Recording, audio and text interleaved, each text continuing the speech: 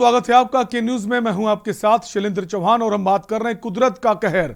लगातार जो बारिश है उत्तराखंड में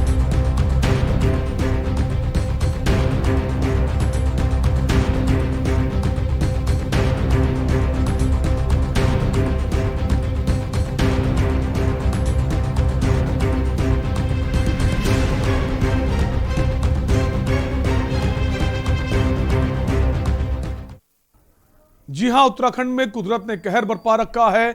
उत्तराखंड के पर्वतीय इलाकों में हुई बारिश का कहर यूपी पर भी टूटा है। शारदा, रामगंगा, कोसी, मालन और गंगा में उफान और बनबसा, कालागढ़ समेत कई बांधों से पानी छोड़ने से मुरादाबाद, रामपुर, पीलीभीत, लखीमपुर खीरी, बरेली और शाहजहांपुर जिलों में सैकड़ों गांव डूब गए हैं। हजारों एकड़ खेत जलमग्न हो गए और सैकड़ों लोगों को सुरक्षित जगह भेजा गया। वायुसेना, एसएसबी, एसडीआरएफ भी बचाव कार्यों में जुटी है। वायुसेना ने पीलीभीत में शारदा की बाढ़ में फंसे 26 लोगों को बुधवार सुबह हेलीकॉप्टर से सुरक्षित स्थान पहुंचाया। रामनगर बैराज से छोड़े पानी से रामपुर में कोसी, पीलाखार, धौरी और भाखड़ा नदियां उफान पर हैं।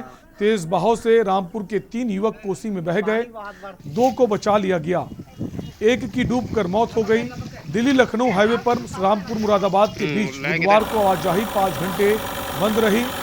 रामपुर मुरादाबाद के बीच 7.5 घंटे ट्रेनों की आवाजाही भी बंद रखी गई।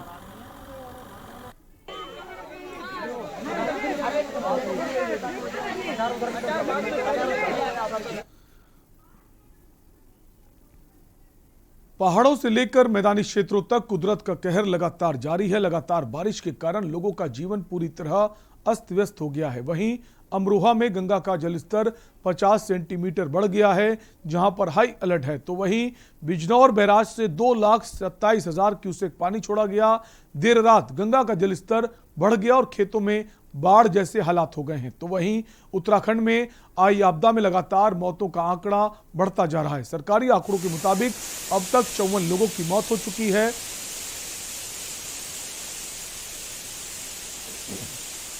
तो 2 तस्वीरें हम आपको दिखा रहे हैं, पहली अमरोहा की और दूसरी देहरादून की। तो देहरादून में जो लगातार बारिश हुई उसका असर अब उत्तर प्रदेश में भी पड़ने लगा है और सभी जगह नदियां उफान पर हैं। लगातार बारिश से उत्तराखंड का जो कई ज़िले हैं वो बाढ़ग्रस्त हैं, कई लोगों ने अपनी जान गंवा दी है और असर अब उत्तर प्रदेश में भी देखने को मिल रहा है। बेमौसम हुई बारिश ने उत्तर प्रदेश के कई जिलों में भारी मुश्किलें खड़ी कर दी। नदियों का जलस्तर बढ़ने से जनजीवन अस्त व्यस्त हो गया है। वहीं बाराबंकी जिले में एक बार फिर सरयू नदी की बाढ़ से तबाही की आशंका को लेकर जिला प्रशासन ने हाई अलर्ट जारी किया है। मंगलवार को नेपाल के शारदा बैराज बनबसा से 5.5 लाख क्यूसेक पानी एक साथ छोड़ने से नदी के जलस्तर में उफान आ गया, जिसको लेकर तराई क्षेत्र के दर्जनों गांव में बाढ़ का खतरा मंडरा रहा है। बढ़ते जलस्तर से तबाही की आशंका को देखते हुए जिला प्रशासन ने सरयू नदी की तराई में बसे गांवों में अलर्ट जारी कर दिया है। प्रशासन इसे लेकर अलर्ट हो गया है। हमारे क्षेत्र का नाम है सोमनाथ नगर रहने वाले हैं। कल जो है हम लोगों का पुलिस द्वारा बड़ा शिविर है, मैक्स है कि जल बहुत तेज छूटा है तो गांव से बाहर निकल बंधा के ऊपर हन तब से अभी तक जो है जुग्गी सुग्गी बन रहे हैं, कोई इंतजाम नहीं। प्रशासन के द्वारा खाने पीने कोई इंतजाम अभी कोई नहीं, अभी तक कोई इंतजाम नहीं किया गया। अतिवृष्टि जो ऊपर पहाड़ों की तरफ हुई है उससे काफी मात्रा में जल छोड़ा गया है और वहां बाढ़ खंड द्वारा अलर्ट जारी किया गया है। जिला प्रशासन द्वारा जिलाधिकारी महोदय के निर्देश हैं, हम सभी लोग हाई अलर्ट पर हैं। पानी की मात्रा काफी है और वो जो तटीय क्षेत्र है घाघरा में, इसमें रात तक पानी काफी ज्यादा आ जाने की संभावना है। तो सभी लोगों को रिक्वेस्ट किया गया है कि वो सब ऊंचे स्थान पे आ जाएं, बंधे पे आ जाएं, सड़क पे आ जाएं और वहां पर रात में न रहें, क्योंकि पानी की मात्रा जिस हिसाब से खबरें हैं उस हिसाब से यहाँ पे बाराबंकी में शाम के बाद रात तक पानी बढ़ने की काफी संभावना है। खबर जनपद मुरादाबाद के मुंडा पांडे क्षेत्र से है, जहां नेशनल हाईवे दिल्ली से लखनऊ जाने वाले हाईवे पर बाढ़ का पानी आ जाने के कारण लोगों में दहशत मची हुई है। कई गांवों में बाढ़ का पानी पहुंच गया है। वहीं बाढ़ के पानी के आने से लोग बेहाल हैं। साथ ही बाढ़ से पीड़ित लोग सरकार से मुआवजे की मांग कर रहे हैं। तो वहीं 3 दिन की बारिश और बाढ़ के पानी के आ जाने से किसानों की फसल को बड़ा नुकसान पहुंचा है। किसानों ने भी सरकार से मुआवजे की मांग की है। बाढ़ की सूचना पाते ही मुरादाबाद पुलिस प्रशासन बाढ़ में फंसे लोगों को राहत पहुंचाने में जुट गया है। बाढ़ के पानी से रेलवे का पुल भी क्षतिग्रस्त हो गया है। यहाँ तो ऊपर चल जाओ सड़क पे।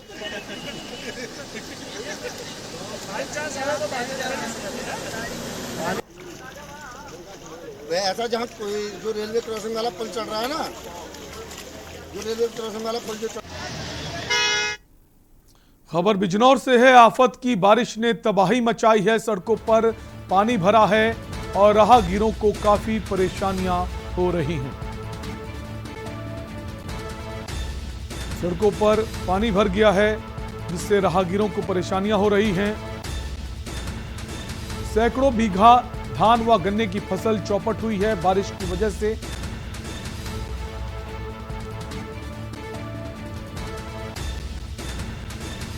तो आफत की बारिश ने तबाही मचाई है। सड़कों पर पानी भर गया है। राहगीरों को आने जाने में परेशानी हो रही है।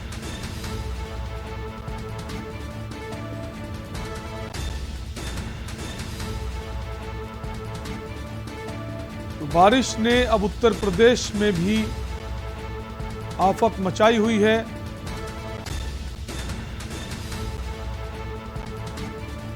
सड़कों पर पानी पहुंच रहा है।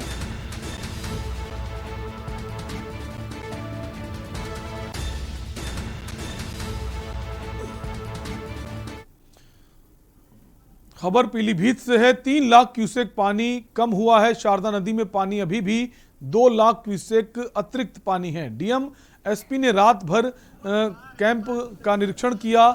बाढ़ प्रभावित गांव में कैंप लगाया हुआ है। एनडीआरएफ एसडीआरएफ मौके पर मौजूद है। कल जो एयरफोर्स थी वो मौके पर पहुंची थी। प्राथमिक विद्यालय में हेलीपैड बनाया गया है। हेलीकॉप्टर से इलाके का जायजा लिया जा रहा है। प्रशासन व समाज सेवियों द्वारा खाने पीने का सामान उपलब्ध कराया जा रहा है। आपको बता दें 2 दर्जन से अधिक लोग गांव से बेघर हो गए हैं। जो राहत शिविर कैंप लगाए गए हैं वहां उन्हें रोका गया है। एनडीआरएफ एसडीआरएफ मौके पर मौजूद है। कल एयरफोर्स मौके पर पहुंची थी।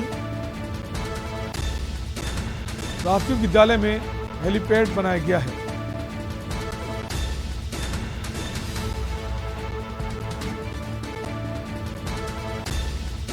प्रशासन व समाज सेवियों द्वारा खाने पीने का सामान उपलब्ध कराया जा रहा है।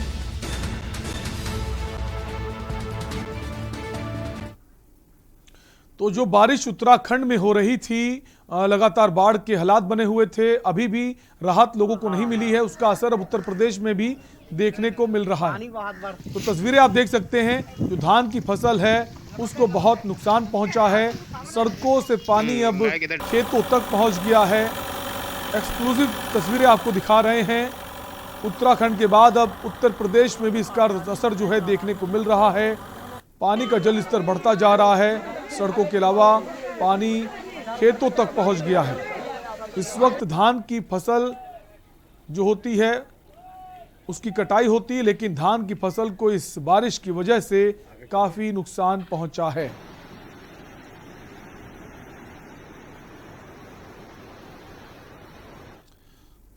और एक और खबर उत्तराखंड से जुड़ी हुई है। 2 दिन पहले मूसलाधार बारिश के बाद अब मौसम खुला है। तो राहत भरी खबर उत्तराखंड वासियों के लिए। सीएम धामी हर संभव मदद के लिए जनता के बीच पहुंचे हैं। बारिश से हुई तबाही में अब तक 54 लोगों की मौत हो गई है। तो लगातार हो रही बारिश से अब जो मौसम है वो खुला है। तो राहत भरी खबर है उत्तराखंड वासियों के लिए। और सीएम धामी हर संभव मदद के लिए जनता के बीच पहुंचे हैं। लगातार जनता के बीच पहुंच रहे हैं। अधिकारियों को दिशा निर्देशित भी कर रहे हैं।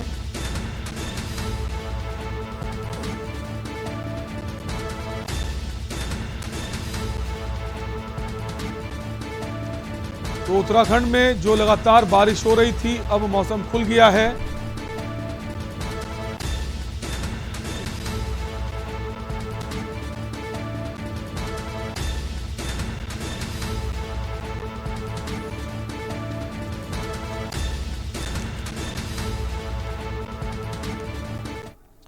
तो उत्तराखंड में लगातार हो रही बारिश से जनजीवन अस्त व्यस्त हो गया। राहत भरी खबर अब ये आ रही कि मौसम खुल गया। अब इससे कितनी राहत मिलती देखने वाली बात होगी। वहीं सीएम धामी लगातार क्षेत्रों में जा रहे, जनता के बीच जा रहे हैं, उनकी समस्याएं समझ रहे हैं और अधिकारियों के साथ मीटिंग भी कर रहे हैं। इन्हीं सब खबरों को लेकर हमारे कई संवाददाता जुड़ गए हैं।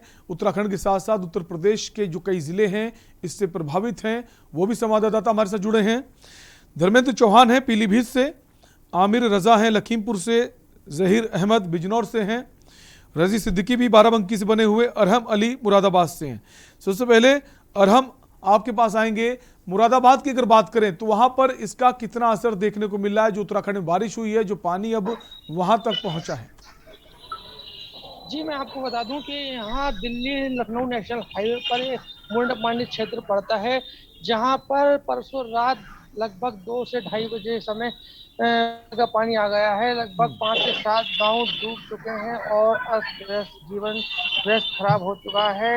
वहाँ लगातार मुरादाबाद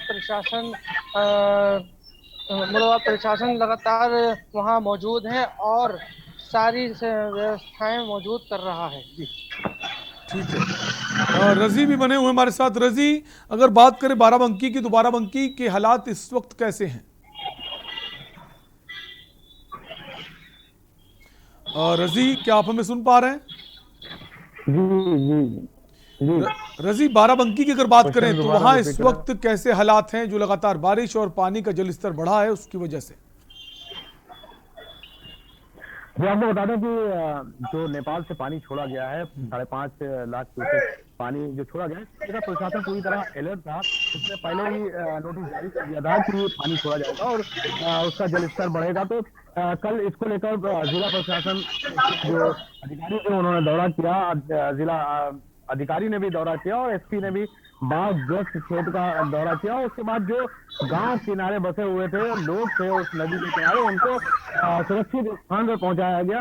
करीब 100 घर ऐसे होंगे जिनको बाढ़ चपेट में आ रहे थे और उनको ऊपर ऊंचे स्थान पर ले जाया गया और उनको लिए प्रशासन पूरी तरह सामान मुहैया करा रहा है और उनको बचाने के लिए पूरी तरह से कमर कसे हुए हैं। जी ठीक है।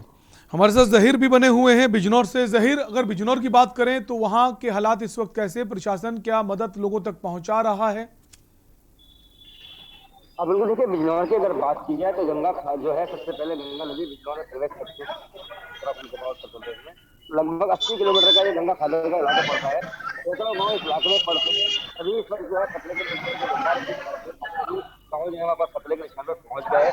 अभी तक जलीलपुर की अगर बात की जाए तो जलीलपुर का जो इलाका है वहाँ पर कई से जो धामी फसल भी भर चुका है। काफी जो मेन रोड है जो बिजनौर से मेरठ के रोड है उससे कई फीट जो है वहाँ पर पानी पहुँच चुका है। साथ ही प्रशासन तो लोग वहाँ पर गंगा बना रहे हैं, उनको खेती करने के लिए मना कर रहे हैं, अनाउंसमेंट किया जा रहा है। जो लोग गंगा किनारे बचे हैं उनको सुरक्षित जो है निकालने का प्रयास किया जा रहा है। लेकिन किसान जो है उनकी फसल बर्बाद हो चुकी है, काफी बर्बाद। एक जगह पर किसान पहुंच गए, किसान जो है मुआवजे की मांग कर रहा है। अब मुआवजा सरकार की तरफ से कब मिलता है ये देखने वाली बात होगी। जी, आमिर बने हुए हमारे साथ लखीमपुर से। आमिर, लखीमपुर में इस वक्त क्या हालात हैं?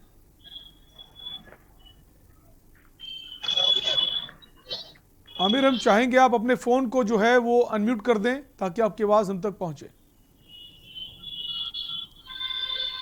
जी, लखीमपुर के बारे में बताना चाह रहा हूं कि जिस तरीके से 19 तारीख को उत्तराखंड में बारिश हुई और बारिश के बाद जब बनबसा बैराज से पानी छोड़ने की बात हुई तो लगातार वहां जब पानी डिस्चार्ज किया गया तो उस डिस्चार्ज पानी ने लखीमपुर में जब आते आते एक रिकॉर्ड बना दिया, जो पिछले 25 सालों से पानी जितना नहीं छोड़ा गया था।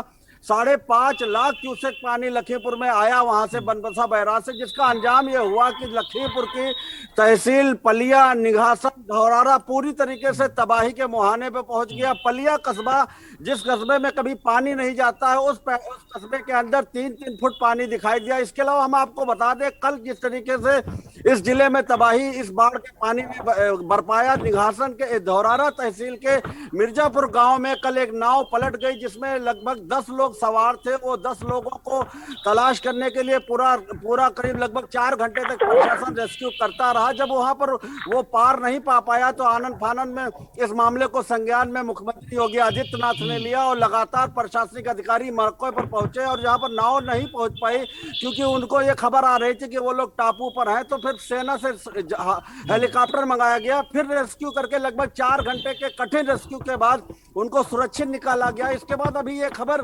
पुरानी भी नहीं हुई थी, यहाँ पर राहत भी नहीं हुई थी कि तहसील धौरारा क्षेत्र के ही महंगापुर एक गांव पड़ता है, उस गांव में एक नाव पलट गई। उसमें 18 लोग सवार थे, जिसमें बामुश्किल तमाम वहां से 5 लोगों को वो लोग तैर के निकल कर वापस आ चुके। वहां पर 8 लोग अभी भी गायब है, जिनको लगातार रेस्क्यू करके प्रशासन उनकी तलाश कर रहा है। ये कोशिश की जा रही है कि उनको सुरक्षित निकाला जाए। प्रशासन की कोशिश है कि लोगों तक मदद पहुंचाई जाए और जो भी घटना हुई है उसमें जो बाकी लापता है उनको भी ढूंढा जाए। हमारे साथ धर्मेंद्र बने हुए हैं पीलीभीत से। धर्मेंद्र, पीलीभीत की अगर बात करें तो इस वक्त वहां के क्या हालात हैं? धर्मेंद्र, हम चाहेंगे अपने फोन को आप अनम्यूट कर दें।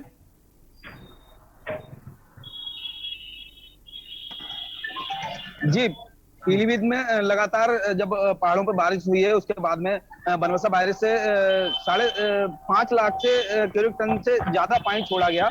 उसके बाद पीलीभीत की जो कलीनगर और पोनकोट तहसील है, यहाँ पर लगातार जो कुछ खलिहान में 2 दर्जन से अधिक गांव बसे हुए हैं, वहां पर अलर्ट तो किया गया, लेकिन कुछ लोग अपना सामान ले जाने के चक्कर में या कैसे भी वहां से नहीं निकल पाए। ऐसे कुछ जो है जो कल सूचना मिली कि 26 लोग फंसे हुए हैं, वो टापू में बैठे हुए हैं। उनको कल जो एयरपोर्ट का प्लेन मंगाया गया, उसके जिला प्रशासन और मुख्यमंत्री के संज्ञान में आया। उसके बाद में उन्होंने प्लेन को मंगाया और उसके द्वारा उन लोगों 26 लोगों को रेस्क्यू किया गया। उसके बाद जो कुछ समतल जगह पे लोग थे उनको बोट द्वारा जो है रेस्क्यू किया जा रहा है। लगातार रेस्क्यू अभियान चल रहा है और डीएम, एसपी और आला अधिकारी और जनप्रतिनिधि वहां पर डेरा बनाए हुए हैं। जी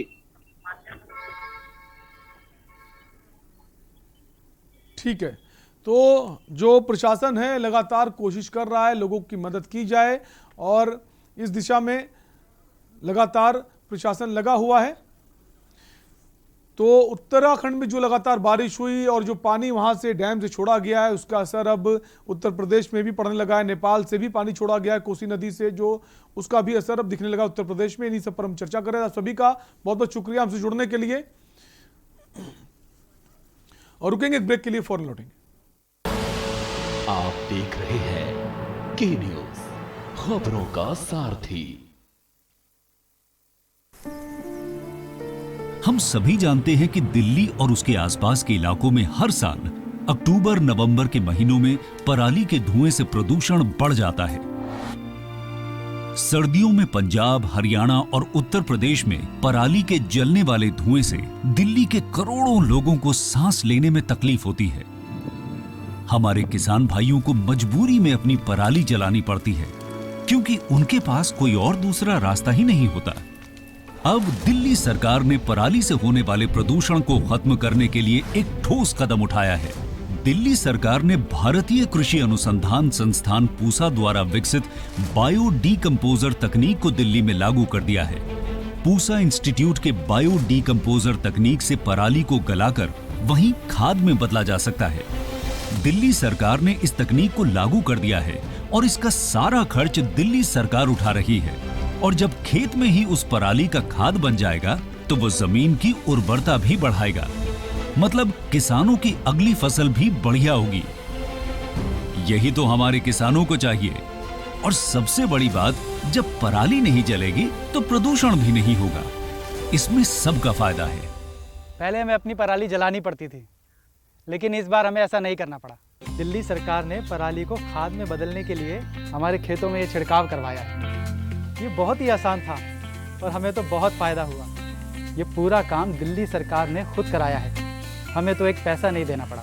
और हमारी पराली यही खेत में ही खाद बन गई है और प्रदूषण भी नहीं हुआ। ये बहुत बढ़िया समाधान है।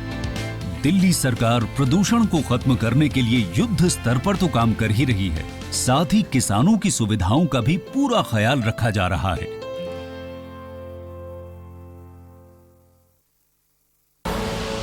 आप देख रहे हैं के न्यूज, खबरों का साथ।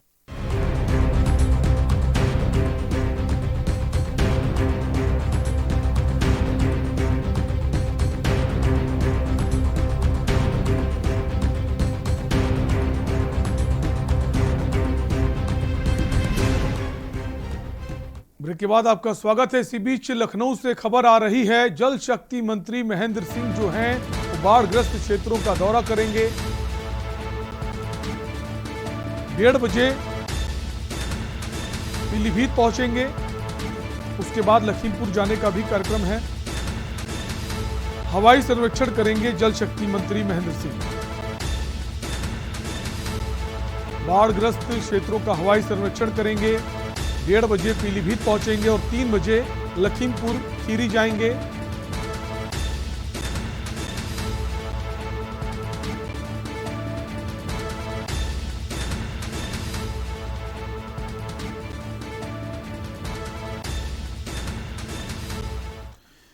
और इसी बीच आपको दिल्ली ले चलेंगे। आपको बता दें 100 करोड़ जो डोज